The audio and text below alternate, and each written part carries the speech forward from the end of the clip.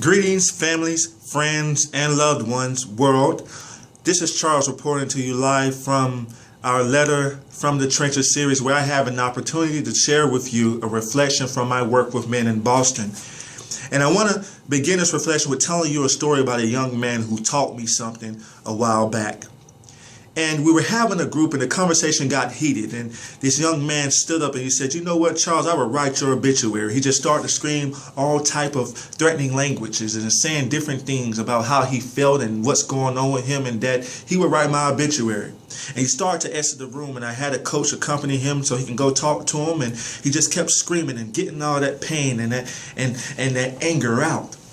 And one thing that I learned at that moment, that our men and us are sometimes we're in so much pain that we can't communicate it in a way where people can actually hear us. We're holding on to some stuff that's really keeping us down. We're holding on to some stuff that's weighing us down because we think we have to deal with it all alone, but that is not true. But that same young man taught me something when he entered the room 15 minutes later. And he said, "Charles, can I talk to you? I really need to talk to you. Can I take a moment to talk to you?" And I walked outside with him, and I let the coach facilitate the group while I was outside talking to him. And he said, "You know what, Charles? I wanted to apologize. What I said to you was very disrespectful. You're a man and I'm a man. I shouldn't have said what it is that I said. But I want to let you know that I'm going through a lot right now, and I need help. I was wondering if you can talk to me just one-on-one, because I don't feel comfortable sharing that in a group. But I want to let you know that I do apologize, and I really mean it." And he touched me. He touched me. Because in that short amount of time, 15 minutes, he was able to communicate to me how it was that I felt. I felt some type of way when he said that. I felt threatened. But he knew that, and he validated that, and he apologized. And I told him, I said, "You know what? It takes a real man to apologize. I want to applaud you for being able to tell me how it is that you're feeling and validate what it was that you thought I was feeling. That means the world to me."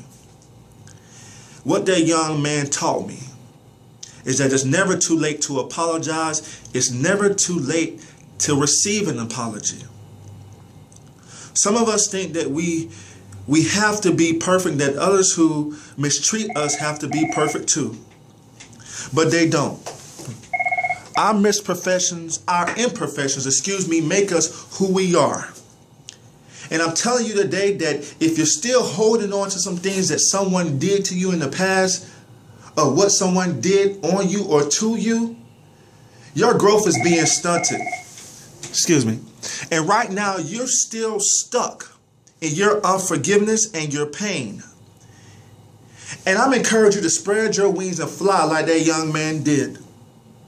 He acknowledged what it was that he did, and he validated the person that he believed he hurt. Some of you all have to acknowledge that we are hurt. Acknowledge that you're hurt. Validate the one that you hurt. Validate yourself if you're still hurt, because you deserve that, and you deserve to be great, and you deserve to heal. But I'm going to tell you this. We can't heal if we keep holding on to other people's stuff. Other people's stuff. We are not responsible for other people's pain, and neither are they responsible for our pain. In order for us to move forward, we have to release ourselves. An apology is for you. An apology is for you. I want to leave that with you. I encourage you right now, moving forward, that if you're still holding on to that, let it go. Let it go.